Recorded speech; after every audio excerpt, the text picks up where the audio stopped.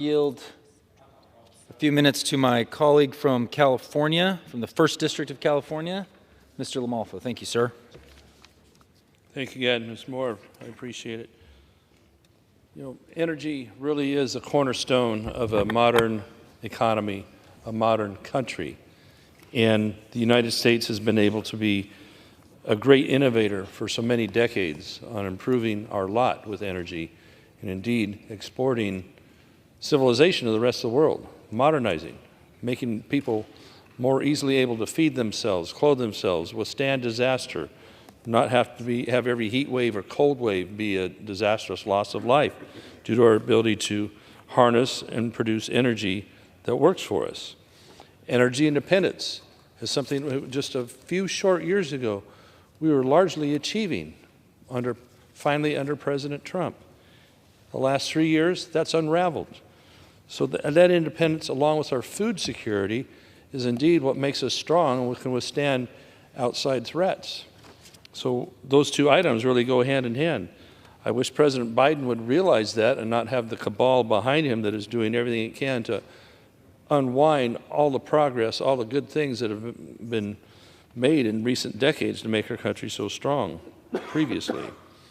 We need to have decisive action to renew our economic vitality instead of more damage. So instead of supporting our farmers and ensuring a stable food supply, it appears that agriculture and its industry of feeding our nation has turned into a partisan issue somehow, leaving farmers and ranchers to fend for themselves in an increasingly hostile business and regulatory atmosphere. Cost of inputs. Just a couple years ago, we saw the cost of fertilizer triple.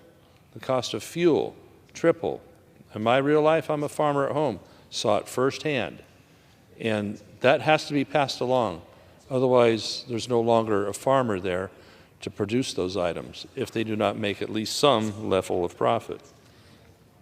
So as we work through these challenges to the ag sector, hopefully with a farm bill here that we can get heard next month and passed along to the Senate, we need to understand the far-reaching implications of Biden anti-American energy policies, because that ties right back in. Agriculture in this country is really dependent on a good source of energy, diesel for our tractors and trucks, and the ability to dry and process our products with electricity that's readily available at reasonable prices. So what do we get out of this lately? A brand new push for more electric vehicles, a stroke of the pen by the President and his administration. We're going to be forced, if these things stand in just 8 short years, that the fleet will have to be 2/3 electric of our cars and pickups and about 46% on more medium-duty trucks, just by a whim. And so what are we finding? That our electricity supply already in this country is sometimes in peril. Like in my home district, I was mentioning earlier that sometimes the power gets shut off in Northern California because the wind blows and maybe they're afraid that a tree or a branch will blow into a power line and cause an outage and a massive forest fire like we see. So how are you supposed to charge your vehicle at night when they have a 2 or 3 day power shut off? But even more so, we're going backwards on energy production. They're tearing out the dams on the Klamath River that make CO2-free, reliable 24/7 hydroelectric power. And instead, they want more solar panels, they want more windmills. Windmills are extremely inefficient for the amount of energy and effort it takes to put one up versus what their output is. Solar, you know, it's fine and dandy, but it's only a tiny percent the niche of production currently in this country. We need the mainstays. We need hydroelectric.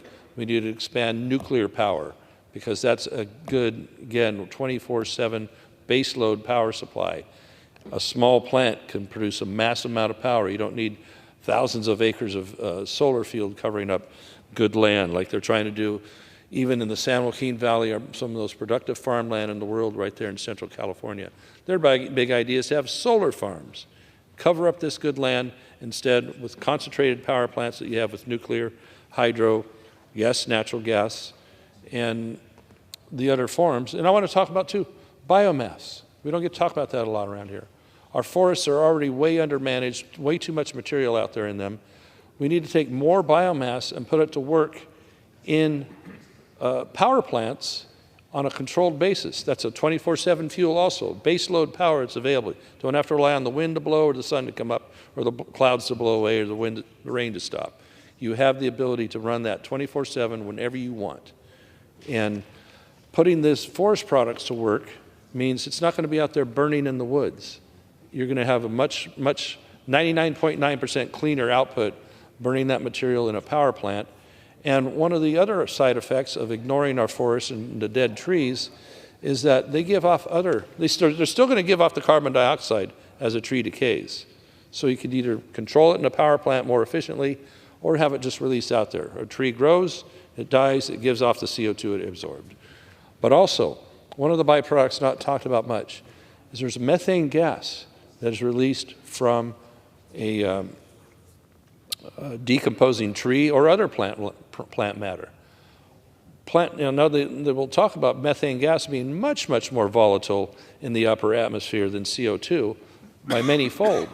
So why don't we take this methane gas that's contained in this dead tree and put it into this power plant and actually make it be a plus on making energy and control that and not release it to the atmosphere? We need to talk more about that because that is a highlight that hasn't been exposed much as what good forestry means to the energy grid and also to cleaning up the forests, making them less fire prone with all that ash, all that particulate matter that gets into the air and fogs out hundreds of square miles of a region there with really foul air. So the pluses on biomass just outstrip any of the negatives, other than it's not cheap to move the material. And that's something we need to assess. Forest Service is going to have to do more with their lands. And this is a way of harnessing power to the good. It means jobs in those communities. It means safer, healthier forests. It means electricity you can depend on 24/7 with what's burned in those power plants. So we see so many implications of high cost of energy with groceries, with what it means for normal families. And this doesn't have to be happening. These high costs of electricity, fuel do not need to be happening to the American people. We need the Biden administration to go in the right direction, help farmers, help ranchers, help consumers, help the producers of energy to actually produce in this country and not rely on imports from somewhere else. So let's get cracking on that and do the right thing. Thank you for the time. I yield back. Thank you. I appreciate the gentleman from California.